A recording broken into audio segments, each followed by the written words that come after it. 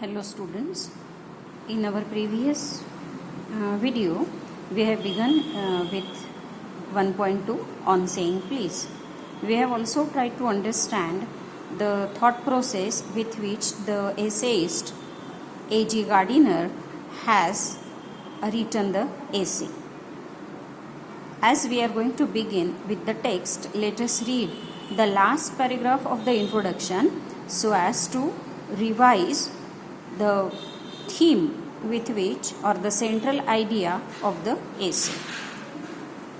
On saying please, the essayist points out the value of good manners in social life, and he emphasizes the importance of courtesy and politeness in daily behavior. He also wants all of us to understand how polite speech and manner sweeten the atmosphere around and how discourtesy and ill manners spoil or pollute it.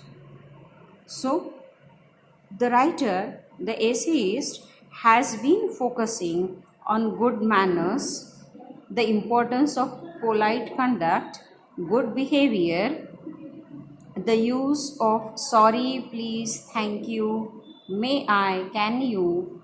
All these expressions or all these pleasantries will always add or sweeten our life.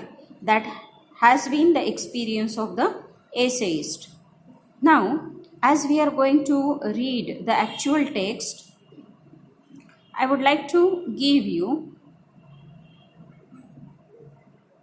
an idea about how the essayist has dealt with the topic. The title of the essay is On Saying Please.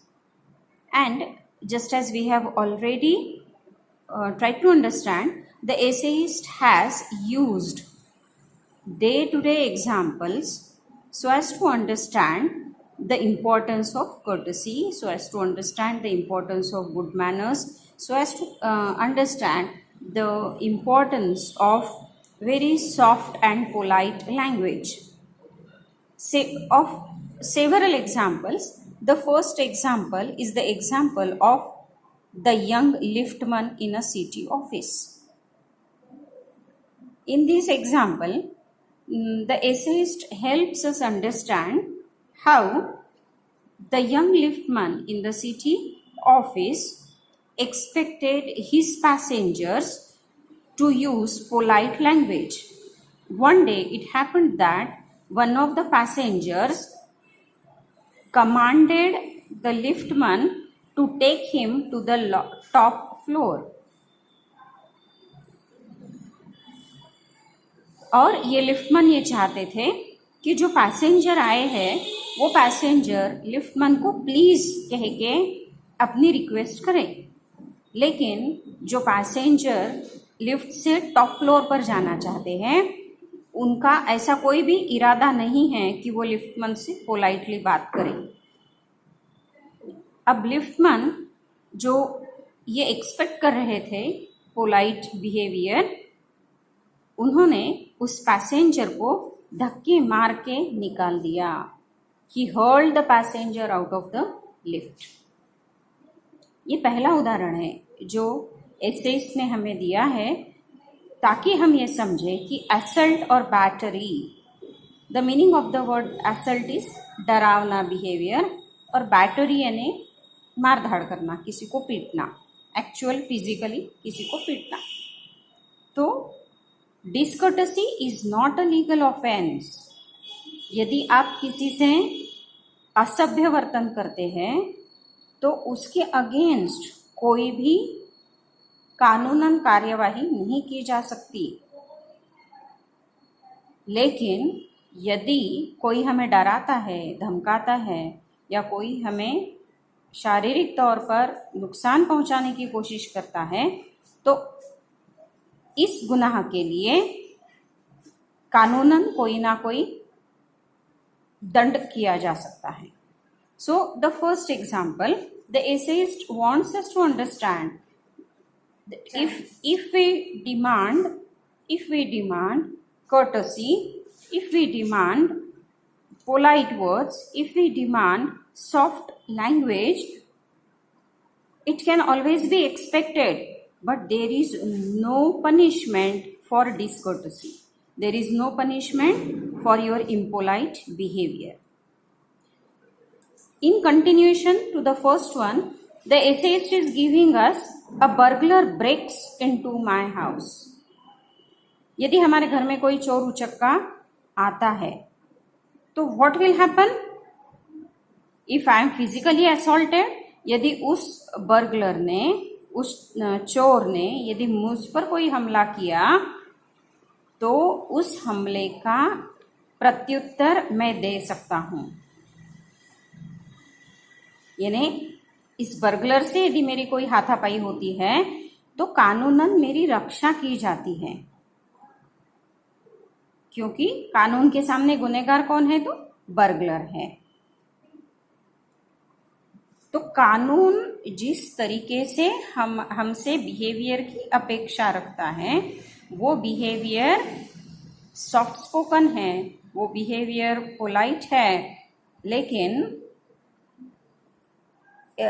Essayist आगे ये भी कहते हैं कि if we are at liberty to box people's ears because we did not like their behaviour और the tone of their voices और the scowl on the face, लेकिन हमें ये इजाज़त नहीं है कि हम किसी को भी बिना वजह किसी को मारे। टू बॉक्स पीपल्स ईयर्स यानी किसी को मारना, और मारने की वजह क्या है कि हमें किसी का बर्ताव अच्छा नहीं लगा और हमने किसी को मारा, तो कानून हमारी रक्षा नहीं करेगा। या the tone of their voices और the scowl on their faces, our fists would never be idle and the gutters of city would run with blood all day. यदि हम छोटी छोटी बातों को लेकर मारपीट यदि करते हैं तो हमें कानून से कोई भी रक्षा नहीं होगी। कानून हमारी रक्षा कब करेगा? जब यदि कोई चोर उचक्का हमारे घर में आने की कोशिश करता है और वो हम पर कुछ हमला करता है और हम उसका प्रतिकार करते हैं तो हमारी रक्षा होगी। लेकिन जो कि हमें किसी का चेहरा पसंद नहीं या किसी का चेहरा देखकर हमें गुस्सा आता है तो हम हमारी उस विचार के लिए कानून से सुरक्षा की अपेक्षा नहीं कर सकते। I may be as uncivil as I may be, मुझे कितना भी गलत व्यवहार या दुर्व्यवहार क्यों न करना पड़े, the law will protect me against violent retaliation. जब तक शारीरिक तौर पर मुझ पर कोई हमला नहीं होता तब तक लॉ मेरी रक्षा नहीं करेगा। लेकिन लॉ विल प्रोटेक्ट मी, लेकिन लॉ कब मुझे प्रोटेक्ट करेगा? यदि कुछ वायलेंट रिटेलिएशन होता है, कोई मुझे शारीरिक तौर पर हानि पहुंचाता है तो ही लॉ मेरी रक्षा करेगा। आई मे बी हॉटी